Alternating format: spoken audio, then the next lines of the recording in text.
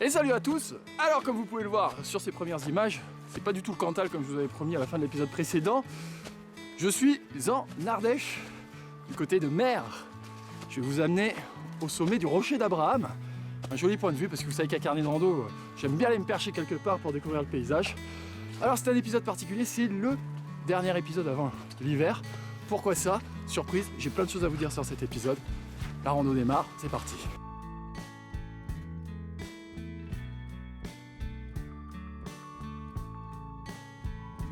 Pour cet épisode, je suis accompagné de Stéphane, un randonneur ardéchois natif de Montpezat. Après avoir quitté Mer, le sentier rejoint rapidement le ruisseau de Saint-Martin. Sur le chemin, d'anciens murets de pierre évoquent le souvenir d'une activité humaine aujourd'hui révolue. D'anciennes terrasses et maisonnettes en pierre sont à découvrir, dissimulées à travers la forêt. Bon Stéphane, salut! Salut David. Voici en Ardèche, c'est un coin que tu connais ici? Tout à fait, donc on est sur les ambiances automnales de l'Ardèche. On va prendre la direction du Rocher d'Abraham. Tu as déjà fait? Non, c'est une première pour moi. Tu m'as dit que tu étais de Montpezat, c'est juste à côté. Ah oui, mais comme quoi, il reste toujours à découvrir. Hein. Eh ben on va être deux à découvrir, puisque moi non plus je connais pas. On vous amène cette fois jusqu'au sommet du Rocher d'Abraham, c'est parti. C'est parti. Allez. À la jonction de plusieurs torrents, la passerelle du Passadou donne accès aux différents itinéraires qui permettent de gagner la crête s'étirant entre le rocher des Taillades et celui d'Abraham, 700 mètres plus haut. Bon, autant vous dire que par ici, c'est un peu la patinoire. Vibram ou pas Vibram, un petit faux pas et vous irez goûter à la température du Passadou à l'automne. Un vrai bonheur, je suis sûr. Au milieu d'un tapis de feuilles mortes, le sentier s'élève le long de la rive droite du ruisseau. Au-dessus des montagnes, le soleil apparaît enfin pour donner un peu de lumière à la forêt. Ici, l'automne est quasiment déjà passé. Le roux tardif de la grande forêt domaniale de la Chavade tire doucement vers le gris de l'hiver imminent. Les hêtres sont désormais entièrement nus.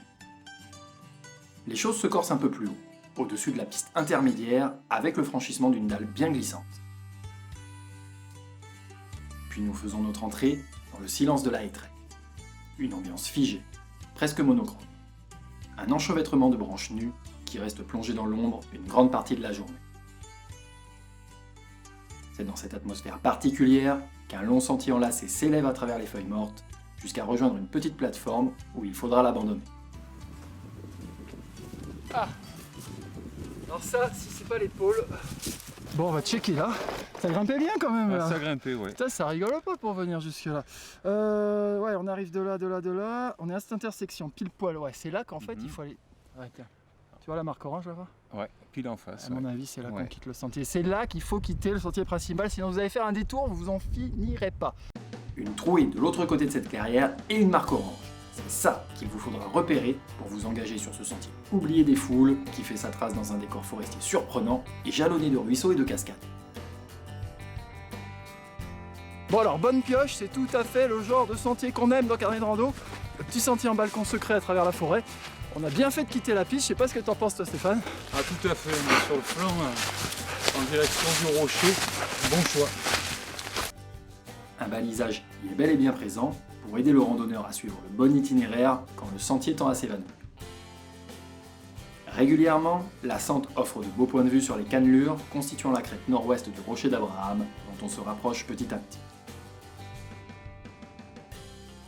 De la solitude, un soupçon d'aventure et un cheminement esthétique, tous les ingrédients d'une randonnée réussie sont réunis le long de cette section.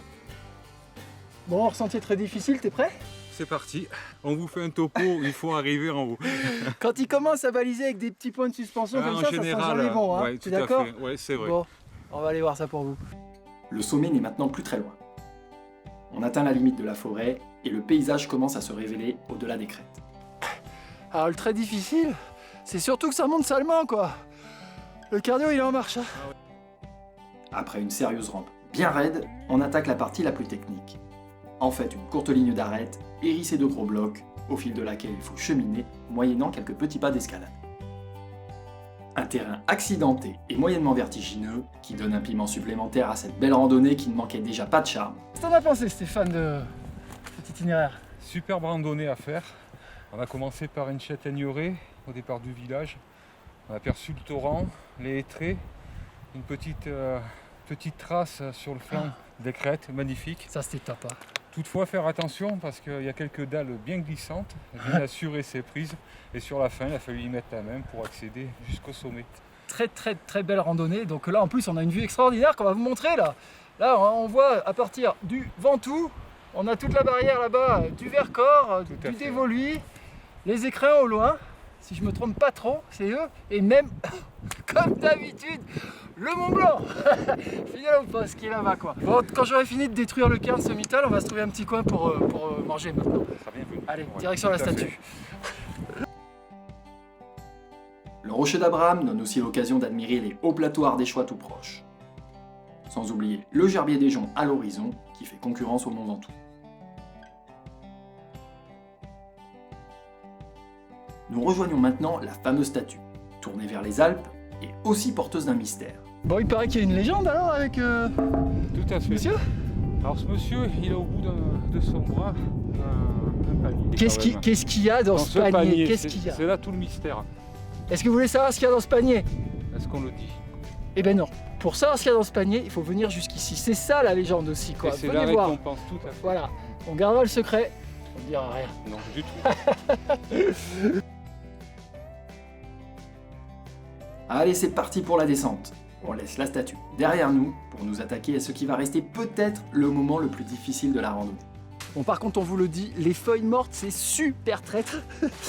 On sait jamais ce qu'il y a dessous, c'est une pochette surprise. C'est un peu comme si c'était en permanence mouillé, quoi. C'est toboggan parti. Bon, moi je vous le dis, il y a un petit peu de laisser aller sur ces chemins quand même. Là, il faudrait passer avec le souffleur, quoi. Faites quelque chose et nettoyez-moi ces chemins. Il y a Stéphane qui repasse.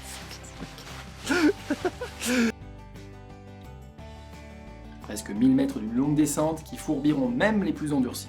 Voilà ce qui vous attend pour le chemin du retour, dans les décors toujours aussi envoûtants des immenses étraits de la forêt de la Chavade.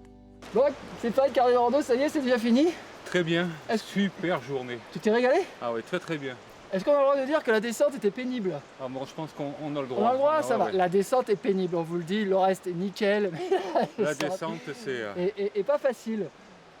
Si vous voulez retrouver toutes ces infos là sur le rocher d'Abraham et comment y monter, je pense que tu vas mettre quelques photos donc, sur ta page Visio Rando, hein, donc l'adresse s'affiche en dessous de votre écran.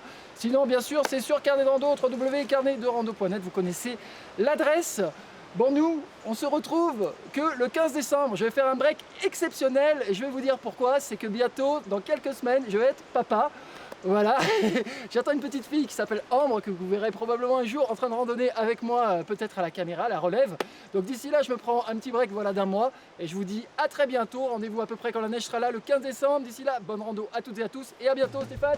À bientôt, merci Ciao. David.